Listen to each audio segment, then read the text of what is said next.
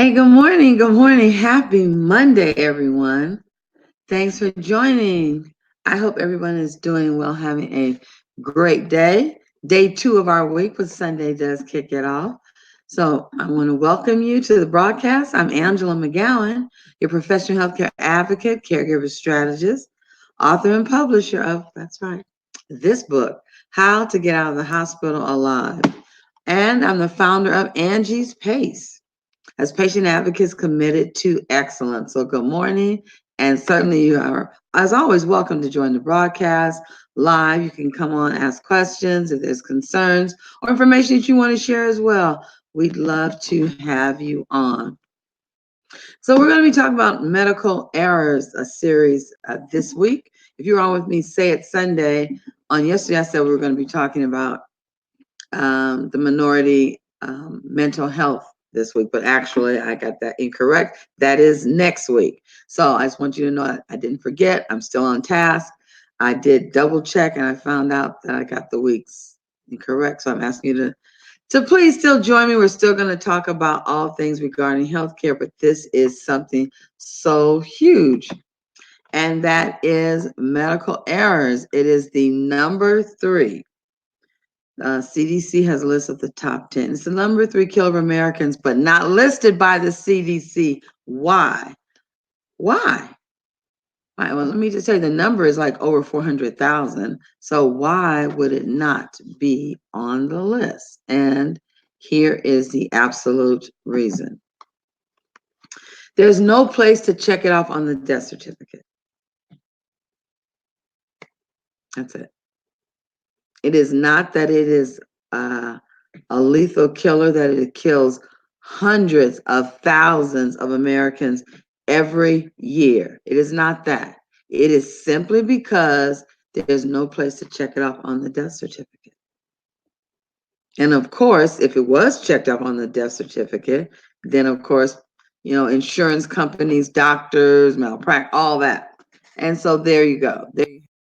But medical errors encompasses a huge amount of components. It's not just the wrong medicine, the wrong surgery. It's so many things that can go on. And so I'm talking to you about one medical error in particular, and that is the diagnosis. Knowing your exact diagnosis, doing what you can do so that you don't receive a misdiagnosis. That's right. You might not think you have anything to do with that, but I want to educate you today, and I want to empower and equip you to know that you do have a lot to do with that. And then there's something you can do to resolve it. Okay. So what is exactly is that? Let's get to what you can do and the part that you play. Having the right primary care physician is super important. Oh my goodness, it is my theme song. I'm always talking about it because people, for whatever reason, when I talk to them about changing, they act like it is betrayal, that they are doing something wrong to someone, a family member or something.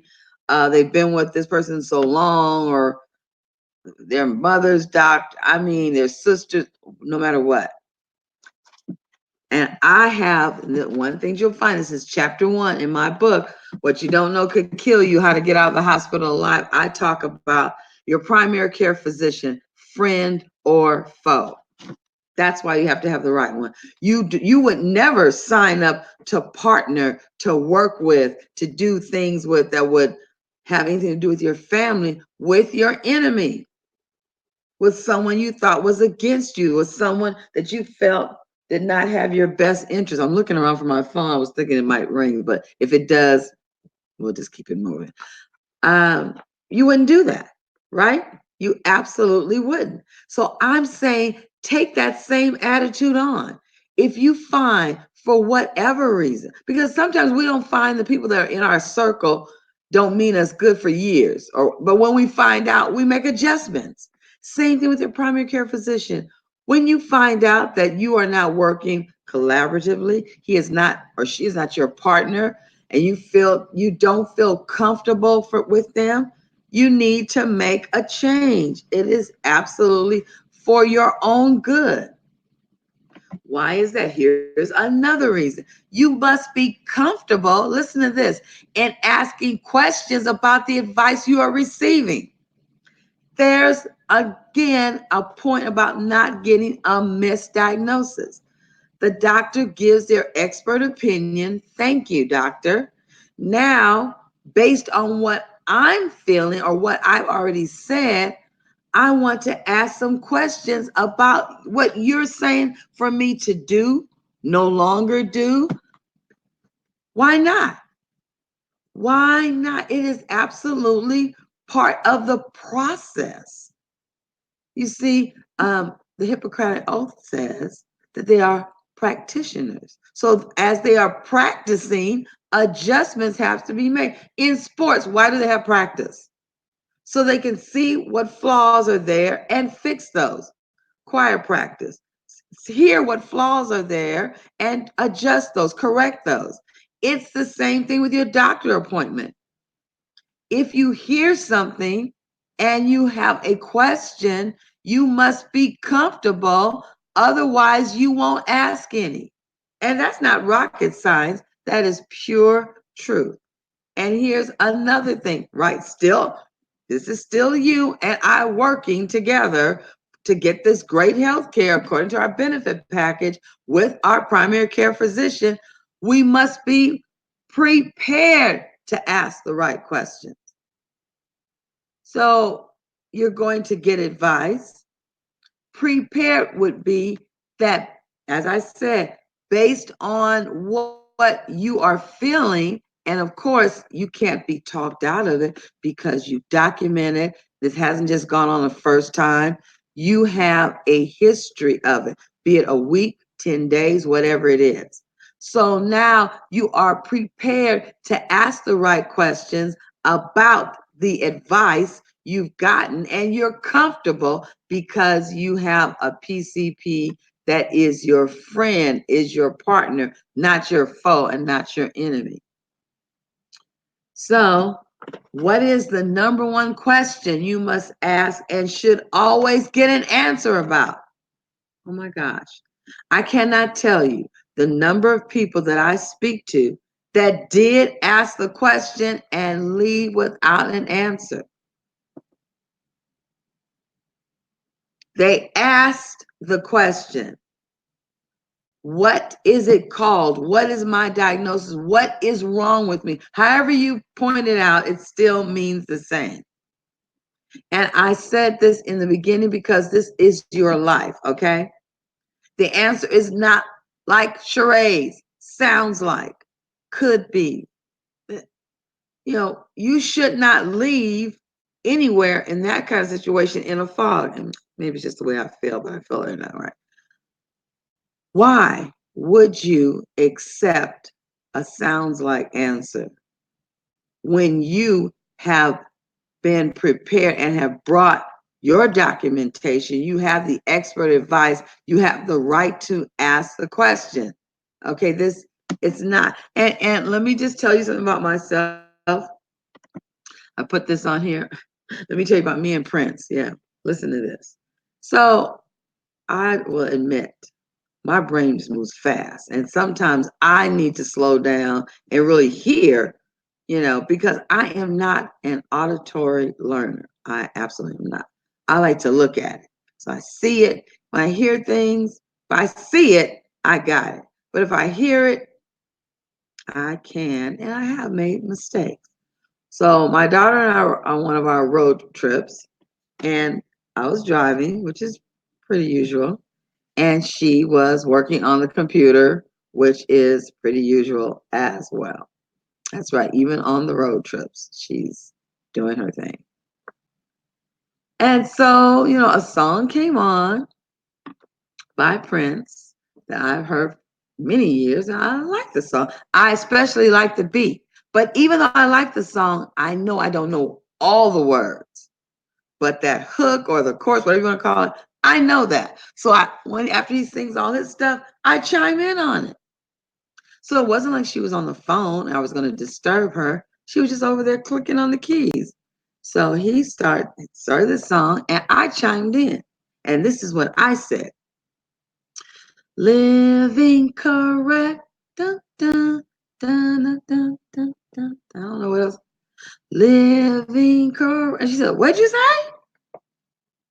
I said, about what? She said, what are you singing? I said, Prince. And so she just falls out laughing, you know. If she could have like felt always stretched out, she probably would. She was like, I said, what are you laughing about? That's not a new song. She says, no, it's not a new song. It's not his song either. That's not what he's saying. And I said, well, what is he saying then? And she said, Little Red Corvette. I said, what? And by that time, across the screen on the radio, that's what it says, the song's going off. So I'm like, what? How did I miss that? I mean, I would have put everything on that I had been, because I had been singing it that way for years. Okay. That it didn't just start that day. I mean, singing it. And most of the time when I sing it, I'm usually alone. You know, I'm in the car alone, listening to music or whether humming or whatever it is, or the song comes up. I'm like, I'm all into it. But I know I don't know all the words, so I'm not like really blasting it. But when that part comes on, I get with it. So this is what I'm talking to you about, your exact diagnosis. I was so far off and I never asked anybody. But okay, my daughter being the doctor, the music doctor, she immediately said, what is that? That's not right. And that's what you have to do immediately. If the doctor gives you a diagnosis or says whatever it is and it doesn't line up, you need to immediately ask the questions. You need to immediately go from, like me and Prince, and you need to go, it's not charades, okay? And you must absolutely get an answer that you can repeat. Okay, not the one not one of those answers, but one that you can repeat. So this situation about a medical error in the terms about misdiagnosing is especially a huge, a gigantic, an enormous problem for adult children. You know, I've been talking to us, the adult children, caring for our parents medically from a distance, especially. Look, it's not that it's not going on for those that are close proximity of their parents, but especially from a distance, because what's happening, you're on the phone, right? And you're asking your parent or parents to repeat, to relay the appointment experience. What happened? What did the doctor say? And you want to get more than just they changed my prescription. You want to get what happened. Did you say this was going on? These are your complaints. What did they say about just your complaints? You want to get all of that. But usually you're just getting, they changed my medication and I have a follow up. It's important that you get the exact diagnosis. Why is that? Several reasons. Misdiagnosing, and I spelled that wrong. Sorry. Look, I guess it was another one of those. And I wonder why it didn't give me misdiagnosis. No, I guess I got it right. Oh, I did. Okay, good for me. It didn't say it was misdiagnosis affects your care and your medication. That's right. The way you are cared for, all right, that would be the plan of care, the next steps, and the type of medications you take, either an increase, a decrease, a different medication. All of that is affected the way you are cared for. And your medications, those are very important, okay, for yourself and for your loved ones. It's very important that you are sure the way you're getting care, medication is according to the correct diagnosis. The next thing, misdiagnosis affects your finances and your family. Definitely your finances, because you may have to be off from work for a certain amount of time. Your finances, because now you may have to have a different type of medication, which is not, and the copay for it is not just your usual. It affects your finances because now you might have to see a specialist that is out of network. So that has nothing to do with your deductible, it has everything to do with now you have to have a different type of managed care. It affects your family because, of course, your finances affect your family, but it may be that you now need care because you're off from work. Now, maybe family members have to all get together and the dynamic of the family has to change. Whatever it was you were doing, especially if it's driving or whatever, now someone else takes that on or another mode of transportation. All of this goes into what happens to you when a misdiagnosis occurs. It affects everything. And then most important, it affects your future. What maybe you can't work the same job anymore. Maybe a lot of other things have to be changed because of what the diagnosis says. Maybe you even have to totally get out of that company. You have to totally get out of that profession because of that. Hey, Erica, thanks for joining. I appreciate you. All of this goes on when you get a misdiagnosis. That is why you cannot go to the doctor and be inactive. You have to be powerful. You have to ask the right questions, and you must be comfortable in asking those questions. And here's another thing: the diagnosis is not the same as the symptoms. You, the patient, or the family, your loved one, when you bring the symptoms on, that is what the doctor uses to put together what your diagnosis is. Point blank, period. That's why it is so important. I'm talking about us being responsible. It is so important that the documentation of symptoms is brought to the appointment. This is your evidence that you present to your PCP or your specialist. Not like I'm not myself. That's not it. I'm not myself. I'm nauseous. I don't have an appetite. I have insomnia. I'm having pain. It consistently happens during this time of the day, during this time of night. When I add this to my diet, when I take this away before the medication, after the medication, it's extremely important, ladies and gentlemen, that we participate in our own healthcare. And to do that, we need to be bringing evidence. And then we need to be comfortable that we can bring the evidence to our doctor and then we can ask questions when he or she says what they feel. This is how you make sure that you are not living with a misdiagnosis because you are okay in asking the right questions. And so definitely, I am saying to you, everyone, you need to get this book. What You Don't Know Could Kill You, How to Get Out of the Hospital Alive, and This Is How You Get It. This is the book that I wrote, and I'm very proud of it because I have seen this. I've lived through some of this, and I don't want anyone else to experience this when there's a way not to do that. And I say this all because, listen, excellent health care, it's not a privilege. It is your right. Schedule your annual physical. Go get checked.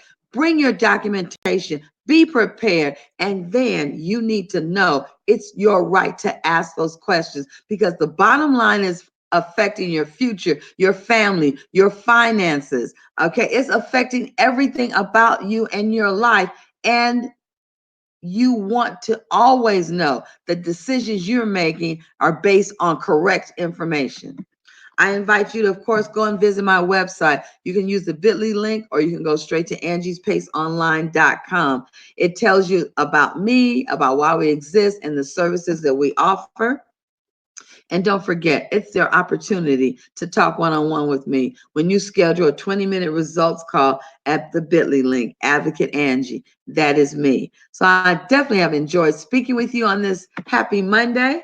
I am going to be doing part 2 tomorrow about medical errors, patient safety. It definitely will continue. And I want you to know that, hey, I'm here for you. I'm Angela McGowan, your professional healthcare advocate, caregiver strategist, and I'm the author of this book that I invite you to get. What You Don't Know Could Kill You, How to Get Out of the Hospital Alive. I help you navigate through healthcare's sea of red tape. And I create strategies that are going to allow you to give excellent care to those that you love and care for as you care for yourself as well. So as always in leaving, I leave you what? 2 things. Blessings and joy. Why is that? Because they both belong to you. Have an awesome day today. I'll see you on tomorrow when we continue part 2 about medical errors, patient safety, and misdiagnosis. Blessings, everyone. Bye.